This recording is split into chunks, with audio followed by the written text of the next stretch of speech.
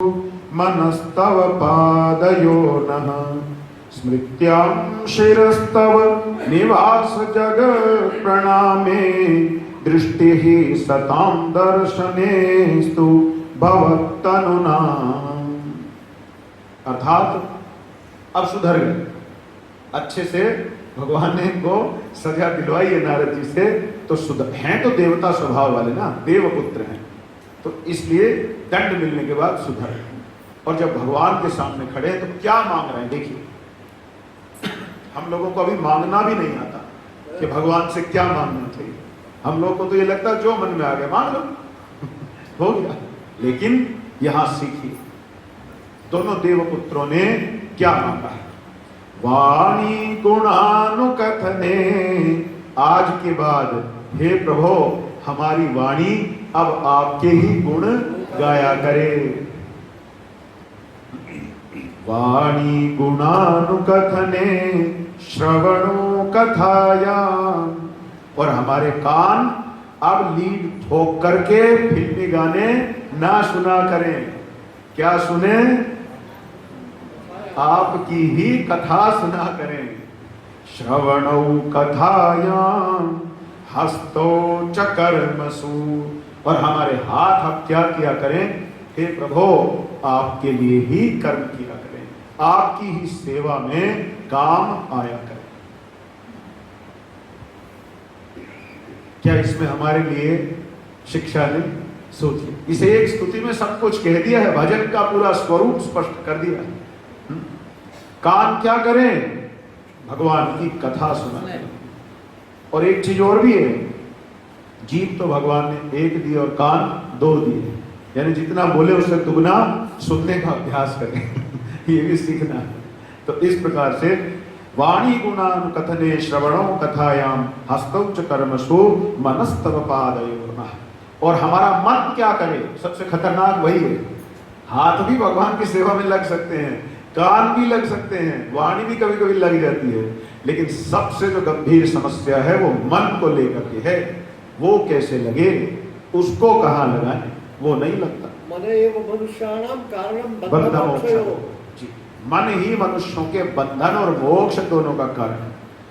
महाराज जी मैं कभी कभी कहता हूँ कि मन जो है ना, ये ऐसा है जैसे चाबी, और हम एक ताले की तरह से, अगर इधर घूम गया तो खुल गए, और इधर अगर उल्टा घूम गया तो बंधन हो गया। तो इसी प्रकार से अगर मन आपका संसार की ओर घूम गया तो बंधन ही है, और भगवान की तरफ अगर घूम गया तो बंधन खुल गया। इस प्रकार से ही इस मन को लीजिए। और ये दोनों भाई अब समझदार हो गए। क्या कह रहे हैं? मनस्तव पादयोनः, आपके चरण कमलों में ही अब हमारा मन लगा रहे। भगवान के चरणों में सब कुछ है, इसलिए भगवान के चरणों में जो मन लगा है वही मन वास्तव में मन है, बाकी तो सब गड़बड़ ही है। ये मान को चाहिए। स्मृत्यां शिरस्तव निवास जगत प्रणामे, हमारे यह संपूर्ण जगत आपका निवास स्थान है। हमारा मस्तक सबके सामने झुका रहे। संत आपके प्रत्यक्ष शरीर हैं, हमारी आंखें उनके दर्शन करती रहें। दृष्टि ही सताम सब जग जानी, करहु प्रणाम जोरी जुग पानी। देखिए गोस्वामी जी का भाव क्या भागवत के भाव से कहीं भिन्न है? बिल्कुल वही बात है। दृष्टि ही सताम दर्शनेस्तु भवत्तनुना। क्यों? क्यों? तुलसी जयंती भी है, सप्तमी। ये तो आपने बड़ी शुक्ल पक्ष। बिल्कुल हम लोग इसमें चूक कर गए और हमने इसकी चर्चा भी नहीं की, क्षमा करें। तो दृष्टि ही सताम दर्शनेस्तु भवत्तनुना, भगवान के भक्तों पर हमारी दृष्टि क्यों रहे? यहां पर कहते हैं भवत्तनुना, क्योंकि हे प्रभु ये आपके ही शरीर हैं। अगर भगवान का दर्शन करना है तो संतों का दर्शन करना चाहिए, वो भगवान का ही दर्शन है। भवत्तनुना, ऐसी मधुर उन्होंने स्तुति की। आजकल हम लोग जब भगवान के सामने खड़े हों और भगवान से मांगे तो हम लोग भी नल कुबेर और ये मणिग्रीव के शब्दों को याद करें। देखो उन्हें सब प्राप्त है, स्वर्ग के देवता हैं, और अब तो शाप भी कट गया, अब तो स्वर्ग वापस चले जाएंगे, सब तरह से सुख भी मिल जाएगा वापस। लेकिन इस काल में ब्रज के अंदर वास करने का यह फल है, नारद मुनि के द्वारा दी गई सजा का भी ये फल है, और दिए गए पुरस्कार का भी ये फल है कि अब उन्हें सद्बुद्धि आ गई। अर्थात अब उन्होंने ये निर्णय ले लिया कि वाणी गुणानुकथने श्रवणो कथाया, अर्थात अब वे भगवान की कथा ही सुनना चाहते हैं और भगवान का गुणगान करना चाहते हैं। हमें भी देखना चाहिए, हमने अपने जीवन में, बोलते तो हम सभी हैं, सुबह उठकर रात तक कुछ ना कुछ बोलना ही है, ऐसा तो कोई है नहीं जो मुंह पे टेप लगाए बैठा रहता हो। लेकिन देखने वाली बात यह है कि हम भगवान का कितना गुणगान करते हैं जब हम बोलते हैं। इसी तरह जब हम लोग सुनते हैं तो हम भगवान के लिए कितना सुनते हैं, ये ध्यान रखने योग्य विषय है। इस प्रकार ये मल्लार्जुन के उद्धार की कथा है। आगे गोकुल से वृंदावन भगवान जाते हैं, वत्सासुर और बकासुर के उद्धार की कथा की चर्चा की गई है।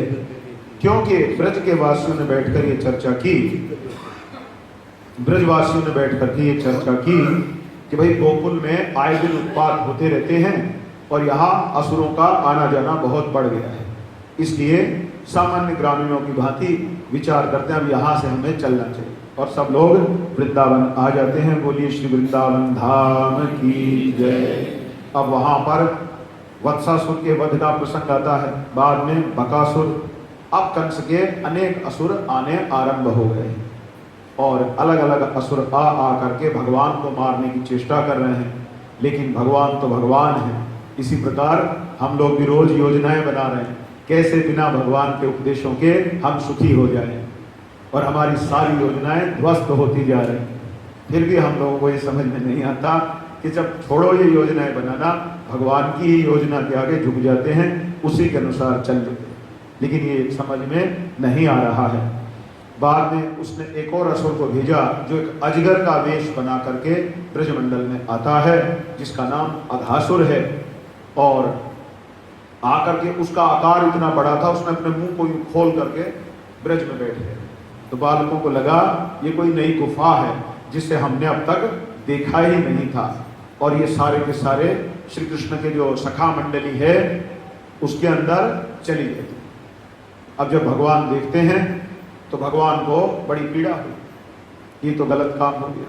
और वो किसकी बाट में बैठा है कि श्री कृष्णचंद्र कब मेरे मुख के अंदर प्रवेश करें। भगवान श्री कृष्णचंद्र अब जाएंगे, क्योंकि अपने भक्तों को संकट में छोड़कर प्रभु बाहर खड़े रहें ये तो संभव नहीं है। भगवान भी अघासुर के मुख में प्रवेश कर गए और उसके पेट में जाकर के भगवान ने अपने आकार को बढ़ाना शुरू किया। क्यों? क्योंकि उसने अपना मुख बंद कर दिया श्री कृष्ण के अंदर जाते ही। तो भगवान ने अपना आकार बढ़ाना शुरू किया और भगवान ने अपने आकार को इतना बढ़ा दिया जिससे उसके शरीर को फाड़ करके भगवान बाहर निकल आए। इस प्रकार अघासुर का उन्होंने वध किया। अघ शब्द का अर्थ पाप भी है। हम सबके जीवन में जो पाप है वास्तव में वो अघासुर की इस भांति विराट रूपधारी हो गया है और उसका आकार दिन प्रतिदिन बढ़ता ही जाता है। और अघ का तो एक ही काम है, हमको निगल जाना। अघासुर हमें अर्थात ये पाप हमारे जीवन का हमें निगल रहा है और हम अकेले इससे पार पा भी नहीं सकते। यदि हम ऐसा सोचें कि हम अपने दम पर इससे बच जाएंगे तो ये भी समझदारी नहीं। इसलिए हमें भगवान की शरण लेनी पड़ेगी, क्योंकि जब भगवान हमारी सहायता करने आ जाएंगे तभी हम अपने इस पाप रूप अघासुर से भी छुटकारा पा सकते हैं। तो बोलिए अघासुर नाशक भगवान की जय हो। इसके बाद ब्रह्मा जी के मोह और उनके नाश का प्रसंग है, किंतु इसका आरंभ अब हम कल ही करेंगे, क्योंकि यहीं तक का आज हमारा निर्णय था। कथा प्रसंग को यहीं तक हमने लाना है। ठीक है, अगर किसी का कोई प्रश्न है तो आप लोग जिज्ञासाएं कर सकते हैं, क्योंकि कुछ लोगों ने कहा था कि कुछ एक प्रश्न। अच्छा, प्रदीप जी कह रहे हैं रविवार को कहा ना, रविवार को कथा का समय 4 बजे से रहेगा। तो सभी माताओं से और सभी सज्जनों से प्रार्थना है, कृपया रविवार को 4 बजे से आप लोग आए।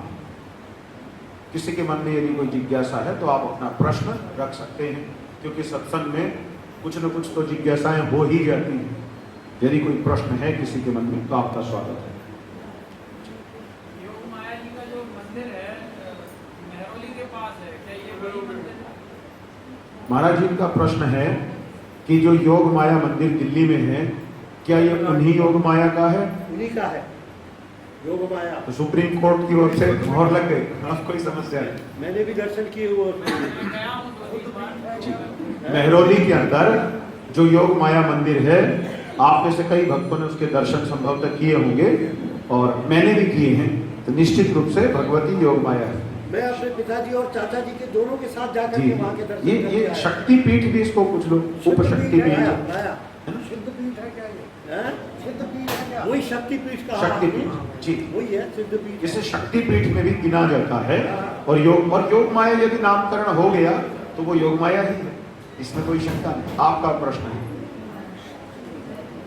जी, सुनिए कृपा करके सब लोग सुने। देखिए श्री भागवत जी, मम माया दुरत्यया जी। मम माया दुरत्यया मामे वो ये प्रपद्यन्ते माया में काम तरंति थे। माया देखिए, तो भगवान की अपनी ही है। धर्मशास्त्र में कहा है, सुखदेव ये हमारे इस श्रीमद् भागवत जी में ही, कि जो कोई भक्त भगवान की कथा में श्रद्धा पूर्वक एक प्रश्न करता है तो उस प्रश्न को करने वाला, उसका उत्तर देने वाला, वे दोनों, और जो अन्य लोग भी उस कथा को सुनते हैं, उस प्रश्नोत्तर को सुनते हैं, इन तीनों के कुल पवित्र हो जाते हैं। इसलिए ऐसे प्रश्नोत्तर को सुनने में लाभ है। जी कहिए। प्रभु जी, श्रीमद् भागवतम जो ग्रंथ है जी, इसमें क्या राधा जी के विषय में कहीं पर कोई वर्णन है? प्रत्यक्ष रूप से नहीं है, सीधे सीधे राधा रानी का वर्णन यूं कथाओं के रूप में नहीं किया गया है। यदि किया भी है तो गुप्त शैली में ही और रहस्यमय शैली में ही वर्णन किया है। और कोई प्रश्न? भगवान क्योंकि ऋषियों की यही शैली है ना, अधिकार भेद वो ध्यान रखते हैं। आपने गर्भदान संस्कार के बारे में बताया, जी। अगर वो नहीं हो पाया है तो उसके बाद क्या प्रायश्चित या कोई और विधि है, या मतलब वो नहीं हो पाया तो वो पाप लग ही गया? जी, जो कार्य नहीं हुआ उसका दोष अवश्य है, लेकिन प्रायश्चित कलयुग में भगवान का नाम है। अब यही कहा जा सकता है कि हरि नाम की शरण में रहिए, हरि नाम लीजिए, लेकिन आगे के लिए तो हम ध्यान रख सकते हैं कि गर्भाधान संस्कार के बिना हम संतान प्राप्ति के लिए आगे न बढ़े। और कोई प्रश्न किसी का? ठीक है, चलिए तो चर्चा को यही समाप्त करते हैं। सब लोग बोलेंगे, धर्म की अधर्म का प्राणियों में सद्भावना हो, विश्व का कल्याण हो, गौ माता की गौ हत्या बंद हो, भारत अखंड हो, नमः। नहीं पूरा थोड़ी ना बोलते भारत, आप बोले अखंड। भारत गौ माता की, भारत अखंड हो, नमः पार्वती पतये, हर हर हर महादेव। शंकराचार्य भगवान की जय हो।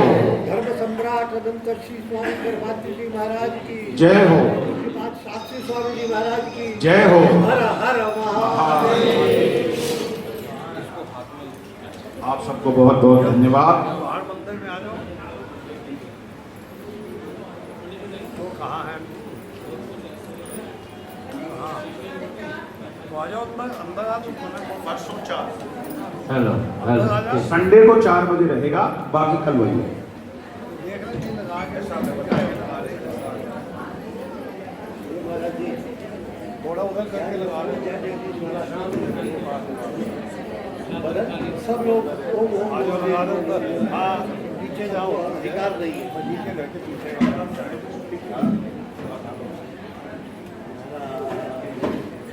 अरे महाराज जी जय, महाराज जी ये उतारा भाई अभी रो जाता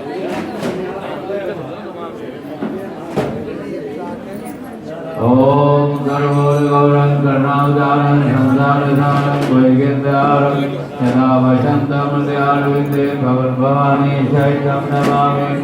ओम जय जगदीश हरे स्वामी जय रघुनाथ हरे भक्त जनों के संग नाथ जनों के अब गुण पंच वाला दूर करे।